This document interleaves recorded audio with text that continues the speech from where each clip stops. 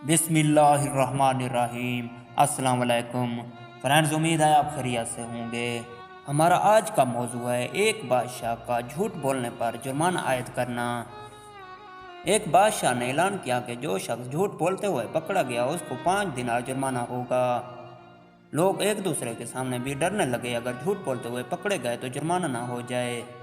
इधर बादशाह और वजीर भैंस बदल कर शहर में घूमने लगे। जब थक गए तो आराम करने की गर्ज से एक ताजर के पास ठहरे। उसने दोनों को चाय पिलाई। बादशाह ने ताजर से पूछा, तुम्हारी उम्र कितनी है? ताजर ने कहा 20 साल। तुम्हारे पास दौलत कितनी है? ताजर ने कहा 70,000 दिनार। बादशाह ने पूछा, तुम्हारे बच्चे कितने हैं? ताजर ने जवाब दिया 1। वापस आकर उन्होंने सरकारी दफ्तर में ताजर के कवायफ और जायदाद की पड़ताल की तो उसके बयान से मुख्तलिफ थी।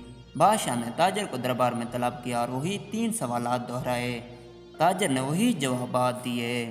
बादशाह ने वजीर से कहा, इस पर 15 दिनार जुर्माना आयद कर दो और सरकारी खजाने में जमा करा दो, क्योंकि इसने 3 झूठ बोले हैं। सरकारी कागजात में इसकी उम्र 35 साल है। इसके पास 70,000 दिनार से ज़्यादा रकम है और इसके 5 लड़के हैं।